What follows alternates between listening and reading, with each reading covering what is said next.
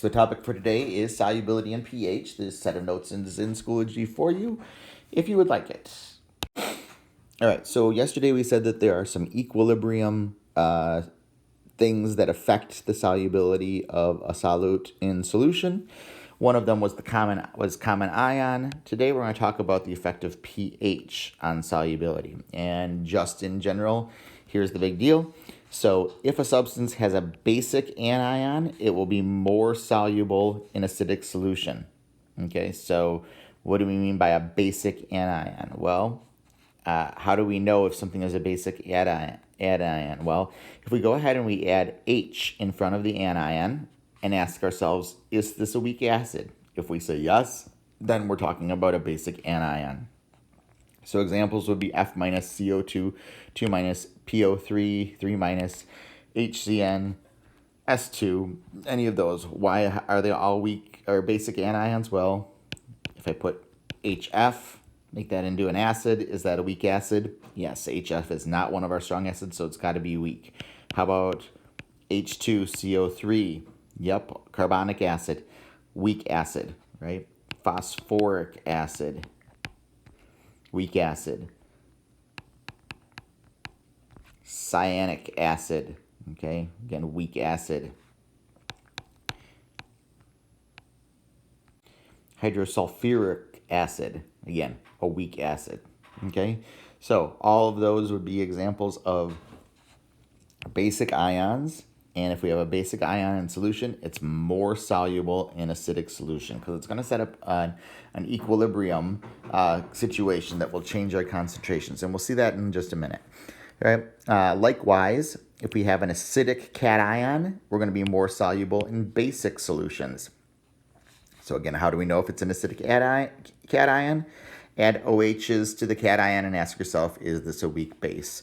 So for example, NH4OH, ammonium hydroxide, yep, weak base, not a strong base. And so again, that one is going to be an acidic cation, NH4. Fe OH2, again, weak base. So again, the Fe ion is a acidic cation.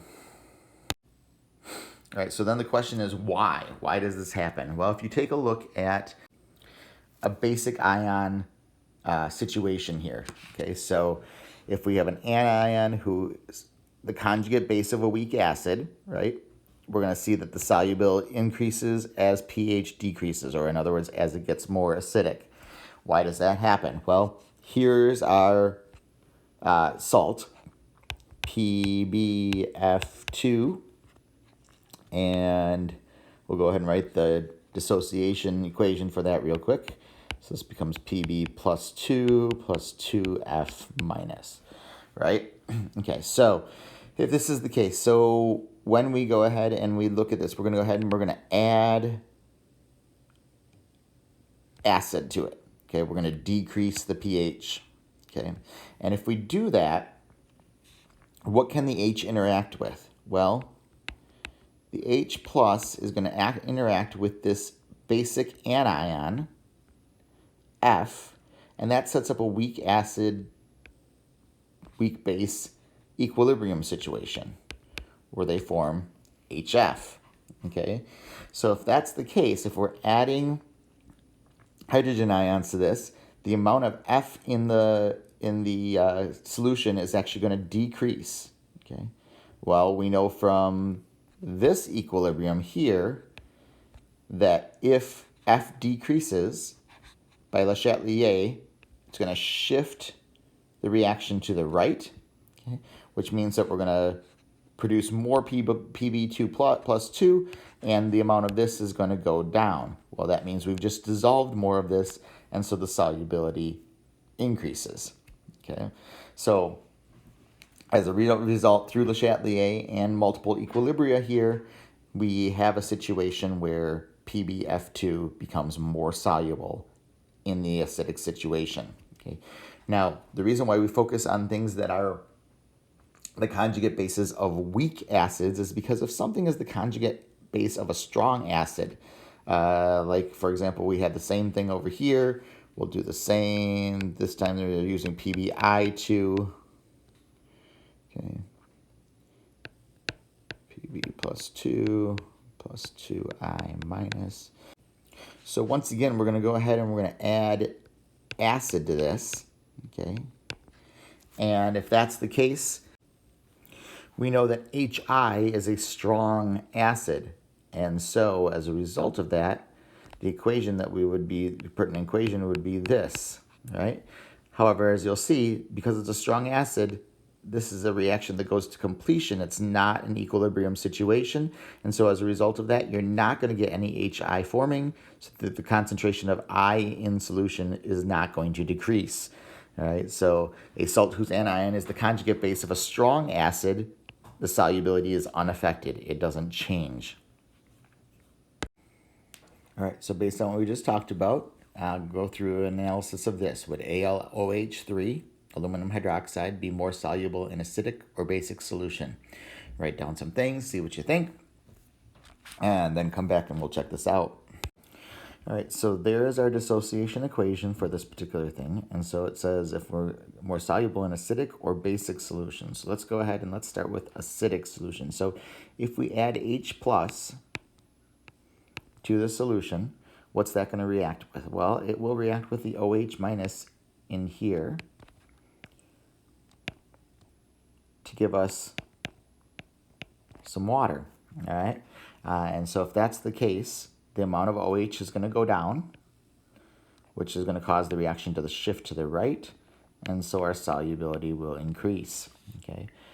If, on the other hand, we go ahead and we put it in basic solution, that means we're adding OH, right? And if we add OH, that means that the amount of concentration of OH is going up. That means that this reaction is going to shift to the left, and that would make our solubility go down. Okay, so the answer in this particular case is more soluble in acidic solution. Let's do one more. Would AlCl3 be more soluble in acidic or basic solution? Go through the same analysis, check things out. All right, so let's think about this. What about an acidic solution? So if I add H plus to this, the only thing that the H plus can possibly react with is the Cl minus, but we know that HCl is a strong acid, so there will be no equilibrium set up, there will be no reaction, and so there'll be no change here, okay? But what if we put it in a basic solution? Okay, well, in a basic solution, we're going to be adding hydroxide ions. Hydroxide ions will interact with the aluminum ion over here to give us AlOH3, okay, and that will be an equilibrium situation. Right, so as a result of that, if we put this in a basic solution, some of the aluminum is going to react with the hydroxide to create AlOH3. That's going to lower the concentration of Al. By Le Chatelier, it will shift our reaction to the right, and that would increase solubility. So AlCl3 would be more soluble in basic solution. All right, so if you want to deal with this quantitatively then, we can go ahead and we can calculate solubility under different pH conditions. If we know the pH, we can either take that directly to a concentration of H plus, if needed, or if the situation calls for us to be dealing with a basic solution, we're going to go ahead and we're going to go from pH to pOH and then calculate the concentration of OH from there. Then we can go ahead and use that OH as the initial condition in the KSP expression. All right, so let's go ahead and let's work this out. The value of the solubility product constant KSP for CaOH is 8.6 times 10 to the negative 15th. Calculate the solubility of CaOH2 in a solution with a pH of 8.65. All right, so first thing we're going to do here is we're going to go ahead and write out the dissociation equation. So CaOH2 goes to Ca plus 2 plus 2OH minus. And over here, first thing we want to do is we want to figure out the initial concentration of OH by using the pH over here. So pH equals 8.65. That means that our pOH is going to be 5.35. So our concentration of OH at that pH is 10 to the negative 5.35, which equals 4.5 times 10 to the negative 6th molar. All right. Okay, so then we can go ahead and we can use that in our equilibrium situation. Concentration of Ca is going to be 0. Concentration of OH is 4.5 times 10 to the negative 6th molar. Okay, change X to X. So at equilibrium, this is X, and in this particular case, the molarity of the OH is 10 to the negative 6th. The KSP is 10 to the negative 15th. So in this particular case, 2X is not going to make much of a difference. And so as a result of that, our equilibrium concentration should be the same as, or essentially the same as our initial concentration. So then we go from there and we finish this off. So KSP equals concentration of Ca2 plus times the concentration of OH minus squared. So then from there we go equals X times 4.5 times 10 to the negative 6th squared, and that equals 8.6 times 10 to the negative 15th.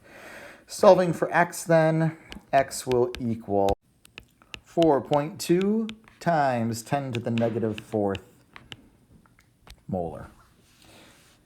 Okay, that's what we got. All right, so this brings us to a related problem. So we still have the same substance here, CaOH being formed, and they tell us that we have a precipitation reaction of 50 milliliters of 0.100 molar CaNO3 mixed with 50.0 milliliters of 0.3 molar NaOH. I'm going to go ahead right away, and let's just for the sake of making this thing work out a little nicer for us, we're going to make this 0.300 molar NaOH. Calculate the molar concentration of Ca2 in the resulting solution once equilibrium has been established. Assume that the volumes are additive. All right, so essentially what we have here, when we put these things together, we are going to go ahead and we're going to have a reaction of CaNO3 plus NaOH goes to CaOH2 plus NaNO3. If we want to balance it, we can throw a 2 there and a 2 there, and we're good. All right, so this here is a nitrate, so that one will be aqueous, it'll stay dissolved. This one here will be our precipitate. So essentially we're going to get precipitation in this reaction to make this happen. All right. So first question is, does precipitation actually happen? Well, we can figure that out by looking at Q versus K for the calcium hydroxide situation. Okay, so CaOH2 goes to Ca plus 2OH minus. Okay, so Q or K is going to equal the concentration of Ca plus times the concentration of OH minus squared. Okay, so once we do that, we just need to figure out what these are going to be. And so essentially what I got to do for the calcium concentration is I'm going to take 0.100 molar, multiply that by the volume in liters, 0.050 liters, and I'm going to divide that by the total liters once I put them together. So 50 plus 50 is going to be 0.100 liters. Okay, and that's going to give me a concentration of 0.05 molar. Okay. For OH, same deal. I'm going to go 0.300 molar times 0.050 liters over 0.100 liters. And that's going to give me 0.15 molar. Okay.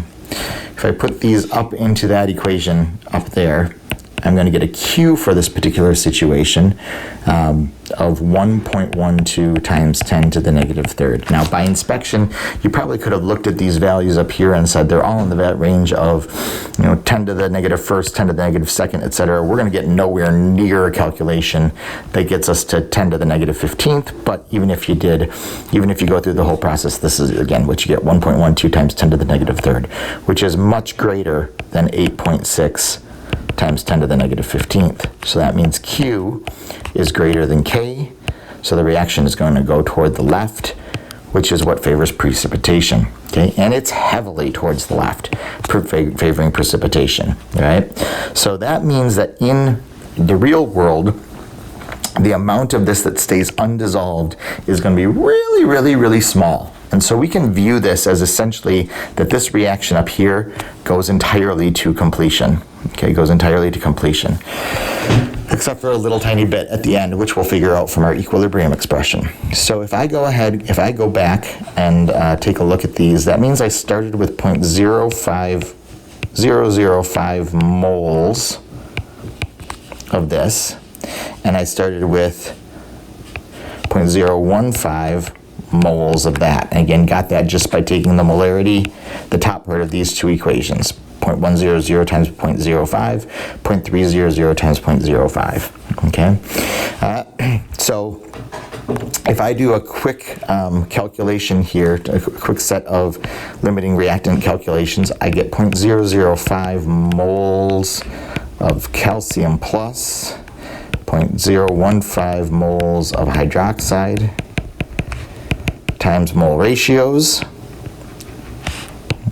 2 moles of OH per 1 mole of calcium, calcium hydroxide, and 1 mole of Ca plus, or CaNO3 per 1 mole of CaOH2. Okay. If I do that, this becomes 0.005, this becomes 0.0075, this is the smaller amount, so this is my limiting reactant. Okay, so to figure out, so this will be completely used up, all right, and at the end of the reaction then, the OH minus, the amount of that will be left, we can figure out by saying 0.005 moles of Ca times 1 mole of Ca per 2 moles of OH, which means we're going to put 0.010 moles of OH. Well, I started with 0.015, so 0.015 minus 0.010 gives me 0.005 moles of OH left over. Okay. So at this point then, we can go back to our equilibrium. Okay. And in order to go back to my equilibrium, I'm going to go ahead and I'm going to rice this thing out real quick.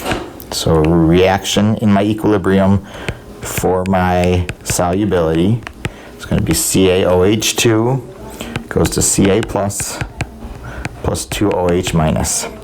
Initial, again, we don't care about the solid.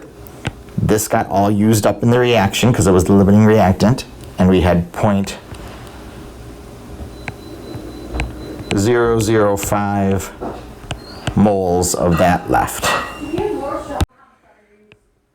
The change is going to be plus x plus 2x, and at equilibrium, that means that this will be x, and this will be 0.005 plus 2x. Now, our KSP for this, again, is 8.6 times 10 to the negative 15th, which is way, way bigger than 5 times 10 to the negative third. So I'm going to say that this is essentially 0.005. Okay. So that then leaves me with a final reaction here, or final equation of KSP equals 8.6 times 10 to the negative 15th, which equals X times 0.005 moles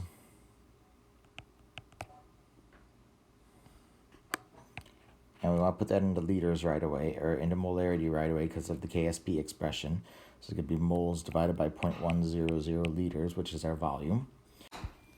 And then, of course, we take that whole thing and square it. Okay, so now last thing I got to do is I just got to solve for X.